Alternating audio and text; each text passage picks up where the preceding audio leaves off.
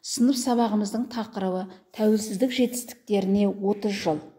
Сынып сабағымыздың мақсаты оқушылардың бойына отансүйгіштік сезімін ұялатып, Қазақстан Республикасының тәуелсіздік кезіндегі жетістіктермен таныстыру. Жүргізуші Бауыржан Аяжан сіздерге Қазақстан Республикасының тәуелсіздік жетістіктермен таныстыратын болады. 1991 жыл. Бірінші желтоқсанда Қазақстан Республикасының президенті болып Нұрсұлтан Әбішұлы Назарбаев сайланды. 16 желтоқсан Қазақстан Республикасы тәуелсіз демократиялық және құқықтық мемлекет болып танылды. 2 қазанда Байқоңыр Союз тиімі 13 кемесінің ғарышқа қазақ тұңғыш ғарышкері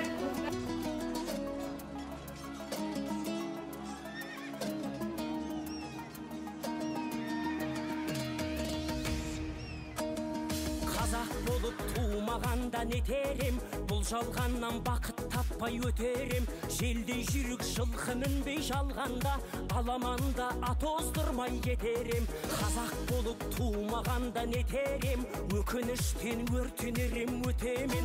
Қасиетті домбыраны қолға алмай, қоңыр үнді әуелетпен кетерем. Мен қазақпын бойымдағы қан қазақ, мен қазақпын мен шырқайтын ән қазақ. Бір қазақтың бақыты мен бағына, бар жанымен қуанса екен бар қазақ. 30 жыл азаттық, өзімізді құрсаудан да босаттық. Ақтадық біз ата-баба үмітін, қолда қазір көк туменен бостандық. Құтты болсын тәуелсіздік мерекесі, мықты болсын елімнің керегесі. Тату тәтті боп халқымыз әрқашан, кетпесін туған жердің берекесі.